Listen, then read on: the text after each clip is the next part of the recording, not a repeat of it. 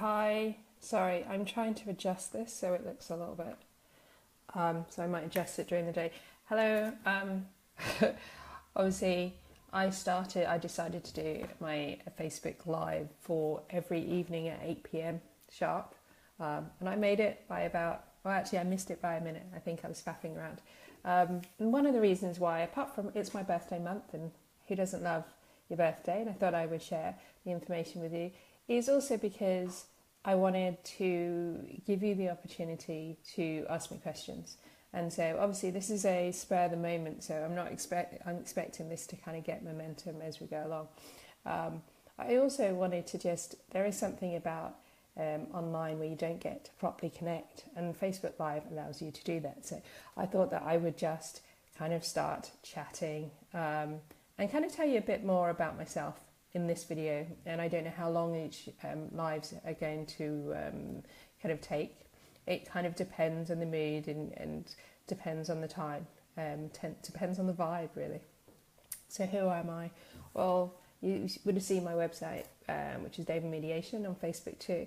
And I'm founder of it, which sounds really, really big, but it is kind of my passion.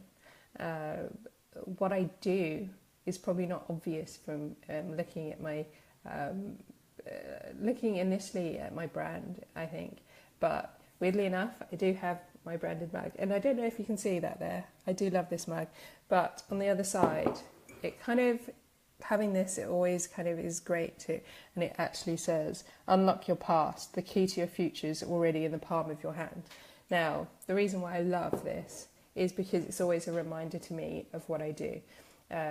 And someone was asking me recently, and my aim always when I'm working with people is to help them redefine who they are, redefine their identity. We get given our identities, we fall into identities, and often it's not until our mid-20s, 30s, 40s, 50s, 60s that we kind of suddenly go, well, actually, who am I? Do I want to be who I think I am at the moment? And my first thing is always to go, okay, how did you get to this moment right now? So don't worry about changing your future until you've understood your past. So it means that you end up having to unpack all of those things. What were your decisions? What were your drivers? Unconscious, subconscious, or even conscious? How did you, what are your thoughts and your patterns? What are your behaviors? How did that all influence your position here? Because I think someone once said, I know there is a quote, I don't know who said it, how do you understand your future if you don't understand your past? How do you know where you're going? And that's really what I'm focused on. I use lots of tools. I'm a psychic, I'm a medium, and I'm an astrologer too. And I use other healing modalities. I like to blend them all in together, but I'm very much focused on the ancient arts, not the old ones. So as a medium, even though I can do evidential medium share, it's not where my passion lies. Mediumship is so much more than just messages from a loved one, from the spirit of them. It can be, you can have messages through art, you can have messages through writing, you have messages through dance and singing.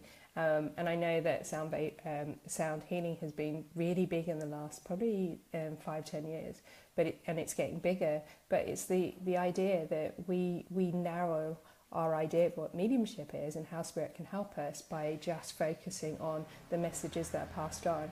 Now, most people don't realise that mediumship is really about, it's really a connection. It's about communing and passing on messages, being part of that message.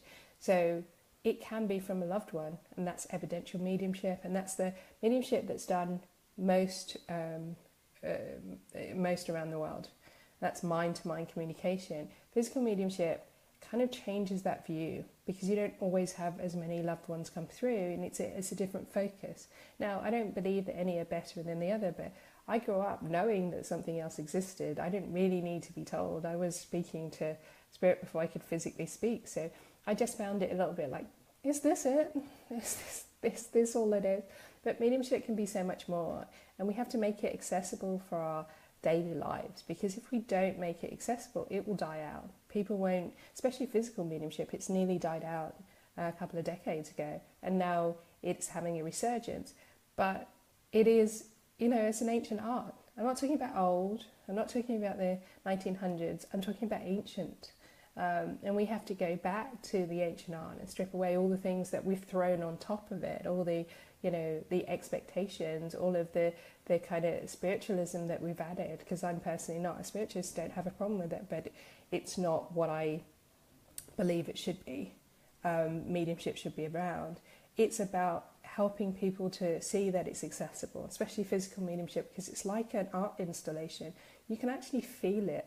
You can experience it. And that's probably the one difference that you get with mental mediumship. You get a message that's relayed through you, but you don't ever feel part of that full connection.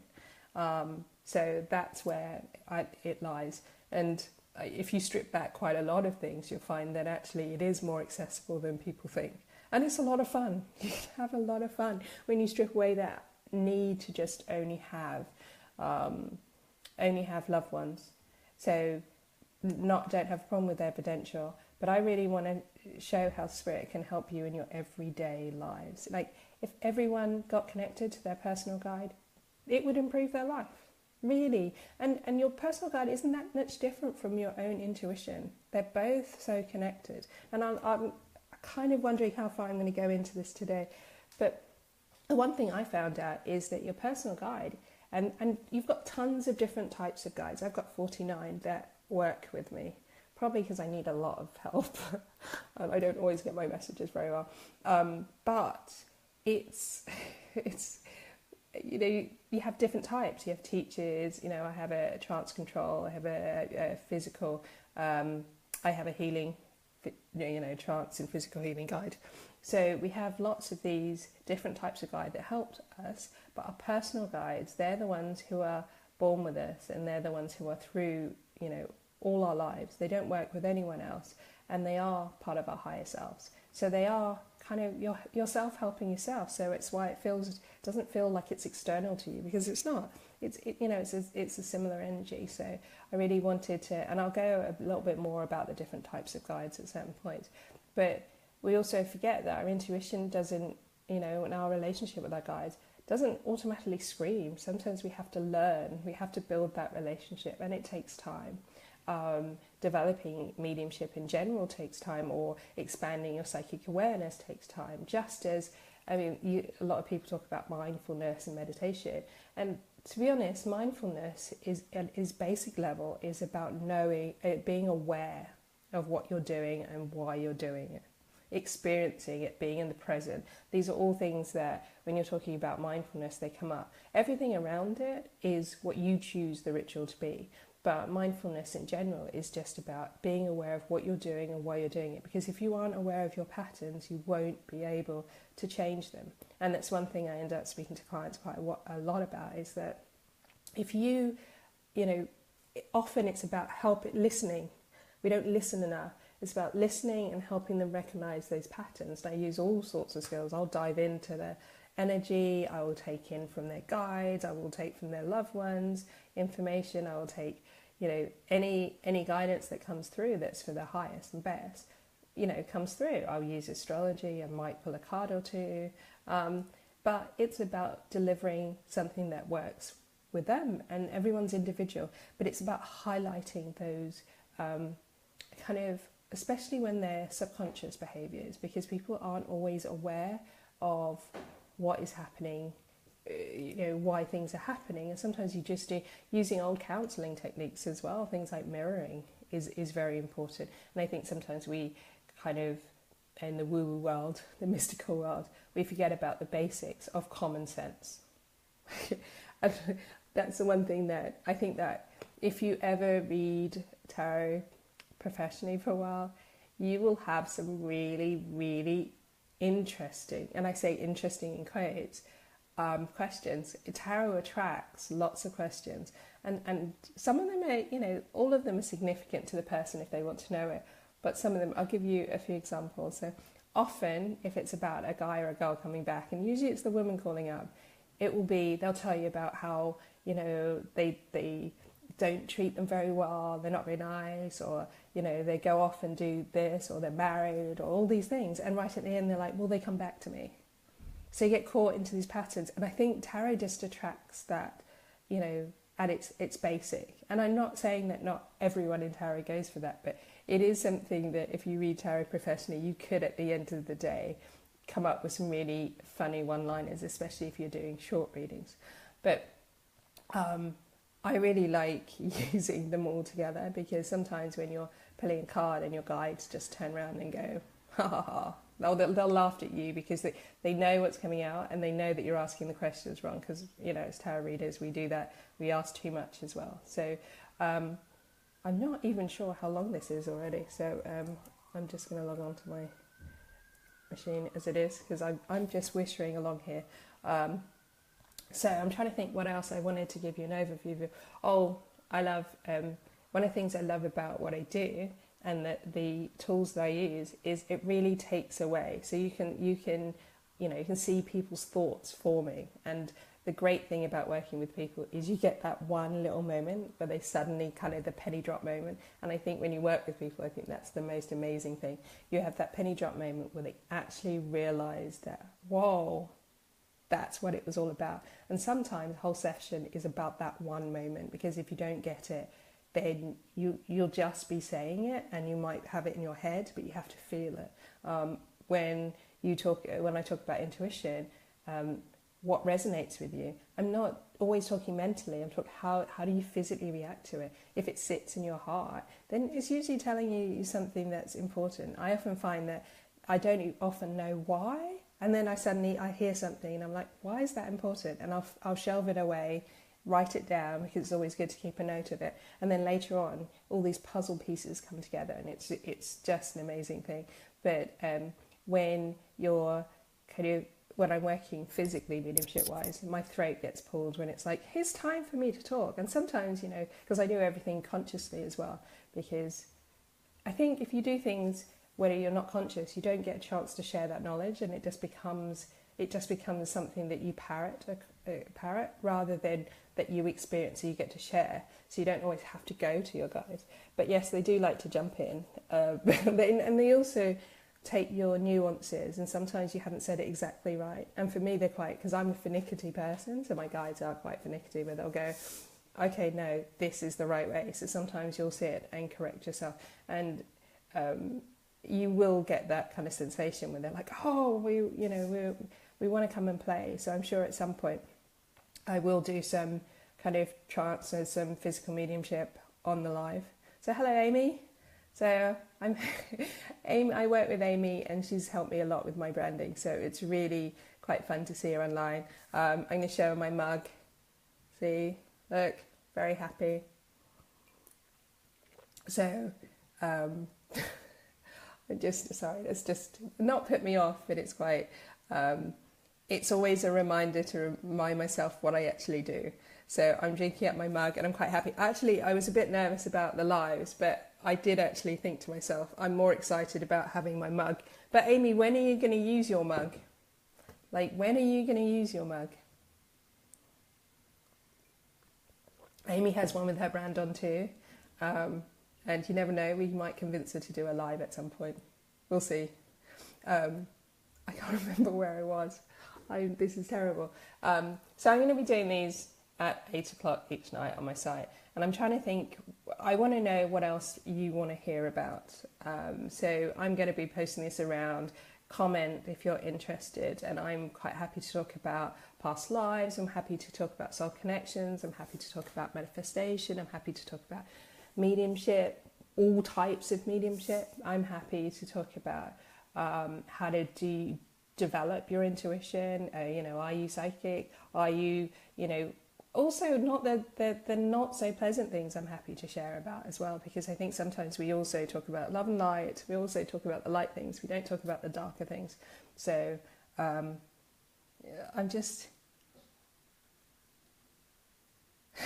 I think Amy has actually said that she doesn't think that people want to hear about Wordsby and things like that. I don't actually think you're right, Amy. I'm going to just diverse off this a bit. I think that sometimes we forget that by sharing knowledge. I found that when I've been working on these lives and things or doing videos, I'm surprised by the comments, because people are interested in what I think is just common sense, or I don't really think that much of it. but actually, especially when it comes to branding, it's really important that people, it's the small things that are important. So you can go on these large courses, but then how do I apply it to me? How does this work for me? And especially if you're, a small business and you're starting out, I think it can be quite daunting. And everyone's on Facebook Live and it makes you more approachable, even though Amy doesn't need the work. So I'm probably going to sign off shortly because this is my first video. So I'm going to I'm just trying to think what other things I can talk about. I didn't really have a concept for these videos. I kind of got the idea and said I was going to do it. And then somewhere along me went, I really don't have anything to talk about. And then I went, oh, I can use my mug. So I haven't actually... do you manifest for your business? How scary was it getting started? I use manifestation all the time. Now, the thing about manifestation is it's a big word and people get a bit scared of it. But really, we're talking about being conscious of what we're doing and what we're saying and how we're acting and how we actually create our futures by the decisions we have, the conscious and unconscious drivers. So in business, it's really important because there's a lot of things that can scare us. There's a lot of advice that is contrary to what we actually need, especially if you're working in the mystical kind of spiritual realms. If you watch a lot of people, they follow a same formula, and that doesn't always fit. The normal businesses, especially large businesses, if you have a niche, that doesn't always fit. So you have to find your own way of doing it. So I use a lot of visualization. I use a lot of writing. I think writing is really important because it kind of cements it in your consciousness. It brings things up through your consciousness. And that, again, is quite, people say consciousness all the time, but I'm talking about your awareness. You suddenly understand why you can't get something if you can't see it, if you can't visualize it happening, or you can't write about that scenario. So how do you want your life to be in how many years' time? So, if you've got a vision of what your business should be and your day-to-day life of that business, write it down, view it. If you can't write all those details out, then find out where that is a disconnection. Is it disconnection between your thoughts, or is it a limitation? So all of these things pretty much work. People can use, if you were artistic, then you can do a vision board if you want to. But the only thing that really you need to focus on is about looking at what comes up when you're thinking about your business, what comes up when you're trying to design the life that you want. And a lot of people make an issue, it's not an issue, a lot of people make the mistake of manifesting things individually. So if you manifest just your job and not the rest of your life, then you could find that that's great and your rest of your life doesn't fit in with that. So that's what I would say. And it was very scary getting started because you are venturing out by yourself, and it is, as a practical person and doing kind of like in the woo-woo world of the mystic and occult, then it's kind of like, how do I show that it's usable to everybody? And I love working with skeptics. I love working with people that kind of push me in some of the words I'm using to go, how is that practical? Oh, Amy has come up.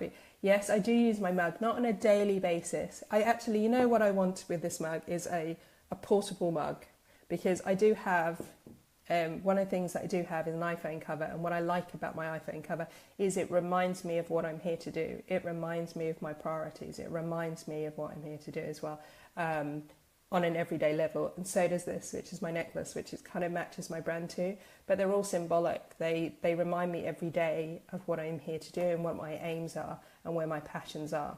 So have something around you that reminds you. Daily intentions, as Amy mentions, daily intentions are really good. Daily intentions focus you. If you keep one intention, then you'll find that you'll get one part of your intention, and then you might need to, you're looking for the other part, and the rest of the intention doesn't fit. If you do it daily, it keeps it in your mind, and it can be the same roughly intention, but you get more information as you go along. So daily, have a cup of tea. Have a cup of tea in 10 minutes, sit down and breathe, don't do anything else, sip your tea and ask, what should I do today? What's my inspiration for today? What should I avoid? And it will all come up for you. Taking every day is really important, especially when starting your own business up, because you can get very caught in looking at other people and your expectations. So it's really important that you take every day and you know that your success isn't everybody else's success, because you can get, I myself have got caught in that trap of looking at everybody else's, but we're all unique. We all, we've got to celebrate difference here. And especially if you're a small business, make sure that you have that time to go, okay, am I doing the right thing for me? And I'm not going to be following anyone else unless it resonates with me, unless I feel it. Have you ever wanted to do something but haven't felt like it's the right time? Yeah, Amy's got some really good questions. You do have that, and I think that there is a problem that sometimes we go with fear. So sometimes we don't recognise when it's our fear stopping us, or when it's actually our intuition putting the brakes on it. So there is some work to work on, and usually you can feel it in different places. So if you're feeling it here, then you know that that's actually the right thing to do. If you're feeling it lower down in your stomach, that tends to be more about fear.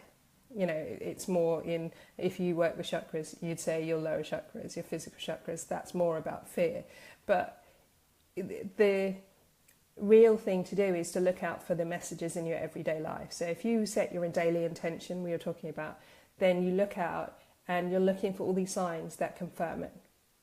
If you're seeing all these signs and you're still not wanting to do it, or you still don't believe that you can do it, because those voices will come up too, then you're obviously trying to put that off. You're obviously trying to sit back when you should be acting.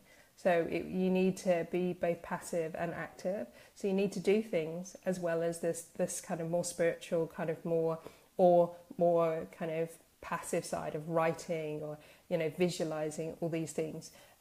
So the right time is also very important, but you'll feel it. If not, then there's no problems with actually asking. Astrology is really good for that. For timing wise, it's really good to go, you know what, these people, I don't know when to do this. When is the right time? Because especially when you start out, you can end up pushing against the tide. And some things take a lot longer, and some things you can push against and you won't actually get there. So you really need to kind of look at how you feel about what you're doing. And I do sometimes get, because I always want to do things, and then something will come up in the way and I'm not able to do it, and I get really frustrated. And half the time is I actually have to say, no, just going to breathe. I'm just going to try and relax. And then other times, after a while, I know that I'm actually putting it off, because I can feel all these little pushes, all these little nudges going, why aren't you doing this? A bit like committing to do a Facebook Live every night. I've kind of been putting off that level of commitment. And then even this weekend, when I had the idea, I was like, yes, I'm going to do it. I'm going to do it for July, see how it happens. I found all these reasons, and I had other things going on in my life that could have easily swayed me and gone, actually, no, it's not the right time, and I've got this and this to do. And then sometimes you're like, I just have to make time for it. And it can distract you. It changes your focus a little bit. It takes you out of your everyday life to focus on something that you're passionate about. And this is why we're doing everything, is because we're passionate about it. And you can get quite jaded if you spend too much time forcing yourself to do it. At the same time, there are certain things that are important to do.